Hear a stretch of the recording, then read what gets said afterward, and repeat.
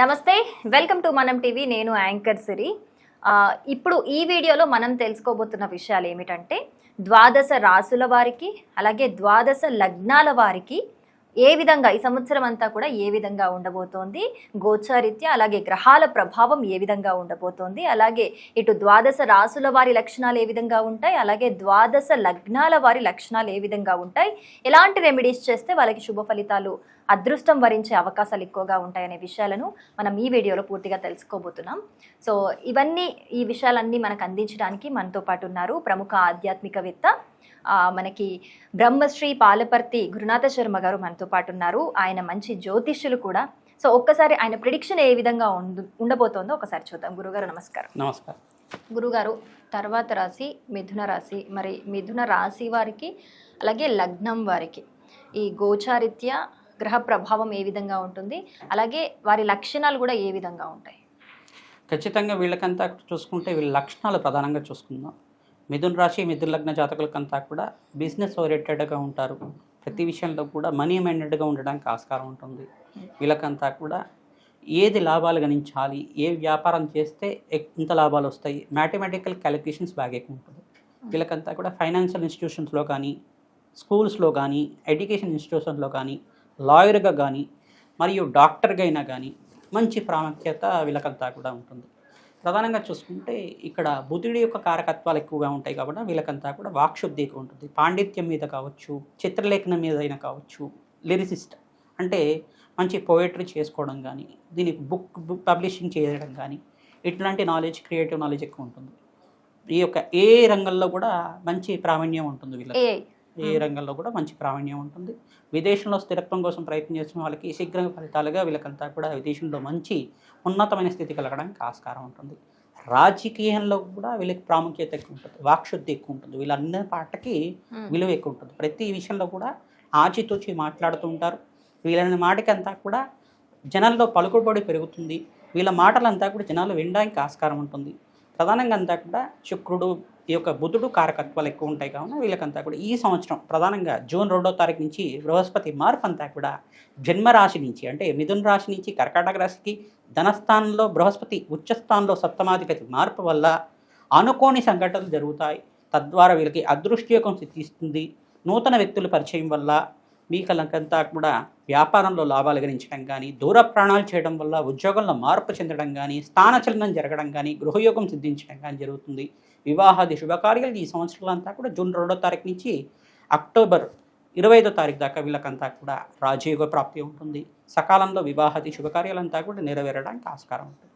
మరి సంతానం విషయంలో కావచ్చు, ఇప్పుడు ఇందాక మాట్లాడుకున్నట్టు కొత్తగా వ్యాపారం పెట్టాలి అనుకునే వాళ్ళు కావచ్చు, లేకపోతే ఇంట్లో ఉన్న గృహిణులకు కావచ్చు, ఇంట్లో ఉండే ఏదో సాధించాలి అనుకునేవారు కావచ్చు, లేకపోతే మీరు ఇందాక అన్నట్టు పొలిటీషియన్స్ వాళ్ళకి కావచ్చు, వాళ్ళకి ఏ విధంగా ఉండబోతోంది అంటే వాళ్ళు ఏమైనా రెమెడీస్ చేసుకుంటే మంచిది అంటారు ఇంకా గ్రోత్ కోసం?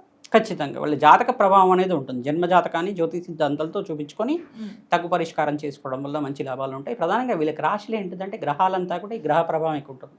బృహస్పతి, బుధుడు, శుక్రుడు, రాహువు, శనీశ్వరుడు మరియు అంగారకుడు, ఈ గ్రహాల ప్రభావం ఎక్కువగా ఉంటుంది. అన్నదానం చేయాలి వీళ్ళు ఎక్కువగా. మరియు నవగ్రహ శాంతి హోమాది కార్యక్రమాలు, రాజశ్యామల యజ్ఞాధికృతులు, రాజశ్యామల దేవి మాతంగేశ్వరి స్వరూపంగా ఉంటుంది. మాతంగేశ్వరి దేవి ఆరాధన చేసుకోవడం వల్ల రాజకీయంలో పలుకుబడి పెరుగుతుంది. రాజకీయంలో మంత్రి పదవి లభించడానికి, రాజకీయంలో ఉన్నతమైన స్థితి కలగడానికి, అనుకున్న స్థాయికి ఎదగడానికి ఆస్కారం ఉంటుంది. మీకు వాక్ అంతా కూడా వాక్శుద్ధి పెరుగుతుంది. మీ చెప్పిన మాటలన్నీ కూడా ప్రజలు వింటారు. దానికి అనుగుణంగా నడుచుకోవడానికి జరుగుతుంది. మీ మాటకి పలుకుబడి ఎక్కువగా పెరుగుతుంది, గుడ్విల్ పెరుగుతుంది. తద్వారా రాజకీయంలో ఉన్నత పదవులు సిద్ధించడానికి జూన్ 2వ తారీఖు నుంచి నవంబర్ 28వ తారీఖు లోపల అనుకోని సంఘటనలు జరుగుతుంటాయి. మీరు ఊహించే దానికన్నా మంచి ఫలితాలు పొందడానికి ఆస్కారం ఉంటుంది. అలాగే ఇప్పుడు మిథున రాశి మిథున లగ్నం వాళ్ళకైనా గోచారిత్య చెప్పారు కదా గురువు గారు, వీళ్ళకి ఈ విధంగా ఉంటుంది, లక్షణాలు ఈ విధంగా ఉంటాయి. కొంతమందికి వాళ్ళకి ఏదైతే ప్రిడిక్ట్ చేస్తామో అది కాకుండా కొన్ని నెగిటివ్ ఇంపాక్ట్స్ ఎక్కువగా కనిపిస్తుంటాయి. అంటే అది కేవలం వాళ్ళ పర్సనల్ జాతకం ఏదైతే ఉంటుందో ఆ జాతకం రీత్యా వచ్చింది అనుకోవాలా, గోచారిత్య కాకుండా? ఇదొకటే కాకుండా నరఘోష, నరపీడ, నరశాపం అనేది వ్యవహారికల్లో చూస్తాం. వాస్తు దోషం అనేది చూస్తాం. అంటే అవి శుభ ఫలితాలను కూడా అడ్డుకుంటాయి గురువుగారు?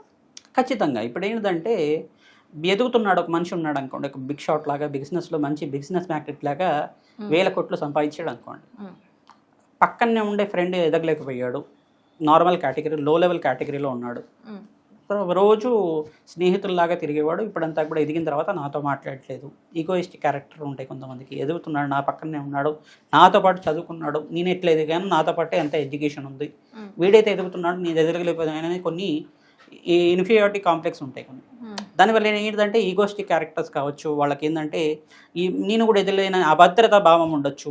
ఇటువంటి భావన అనేది వ్యవహారికంలో జరుగుతూ ఉంటుంది. జాతక ప్రభావం అనేది కాకుండా వ్యవహారికంలో వాస్తు దోషాలు, గృహంలో ఉండే వాస్తు దోషాలు కావచ్చు, గృహంలో ఉండే ఈ యొక్క నరఘోష, నరపీడ, నరశాపం, నరదృష్టి ప్రభావం అంతా కూడా జన్మజాతకం మీద పడుతుంది.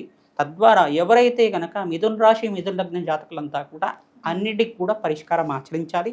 తద్వారా పరమేశ్వరుడే అర్చించడం మాత్రం చేత సకల దోషాలు నివారణ అవుతుంది.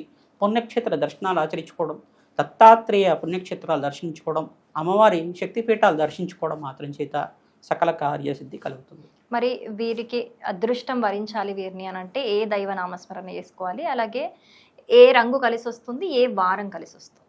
ప్రధానంగా వీళ్ళకంతా కూడా శుక్రుడి యొక్క రంగు ఉంటారు. తెలుపు రంగు వస్త్రాలు కానీ, మరియు పసుపు రంగు వస్త్రాలు కానీ, పచ్చ రంగు అంటే చిలక పచ్చ రంగు, ప్యారెట్ గ్రీన్ అంటారు కదా, అటువంటి రంగు వస్త్రాలు కానీ అత్యంత యొక్కరంగా ఉంటుంది వీళ్ళకంతా కూడా.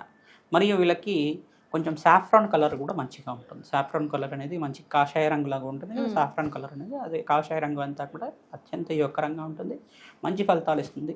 వీళ్ళకంతా కూడా శుభమైన వారాలంతా కూడా శుక్రవారము, బుధవారము మరియు ఆదివారం పూట యోగకరంగా ఉంటుంది వీళ్ళకంతా కూడా. బుధాదిత్య యోగం ఉంటుంది జాతకరీత్యా, ఆదివారం కూడా శ్రేష్టంగా ఉంటుంది వీళ్ళకంతా కూడా. వ్యాపారంలో లక్షణం ఉంటుంది, ప్రతి విషయంలో కూడా మనీ కాలిక్యులేషన్ చేస్తూ ఉంటారు, క్రియేటివ్ నాలెడ్జ్ ఎక్కువ ఉంటుంది. మనస్తత్వం ఏంటిదంటే వీళ్ళని జడ్జ్ చేయడం చాలా కష్టం. ఇట్లాంటి యాటిట్యూడ్ ఉంటుందా, ఇట్లాంటి మనస్తత్వం ఉంటుందా అని జడ్జ్ చేయడం చాలా కష్టం. బాగా మంచి క్రియేటివ్ నాలెడ్జ్ ఎక్కువ ఉంటుంది, జడ్జ్ చేయడం, ప్రిడిక్ట్ చేయడం వాళ్ళంతా కూడా అట్లాంటి నాలెడ్జ్ ఉంటుంది. అంటే ఇంత టాలెంటెడా అని చెప్పేసి అంటారు కదా, అటువంటి టాలెంట్ ఉంటుందన్నమాట.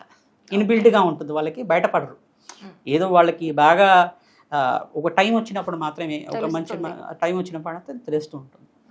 అలాగే అంటే ఏ దైవ నామస్మరణ చేసుకోవాలి చెప్పలేదు? దత్తాత్రేయాయ స్మరణ మాత్రేణ సంతుష్టాయ నమః నామాన్ని జపాన్ని ఆచరించుకోవడం, దత్తాత్రేయ నామస్మరణ, దత్తాత్రేయ కవచాన్ని పారాయణం చేయించడం, దత్తాత్రేయ మూలమంత్రాన్ని జపాన్ని ఆచరించుకోవడం వల్ల సకల కార్యసిద్ధి కలుగుతుంది. చక్కగా వివరించారు, ధన్యవాదాలు గురువు. నమస్కారం.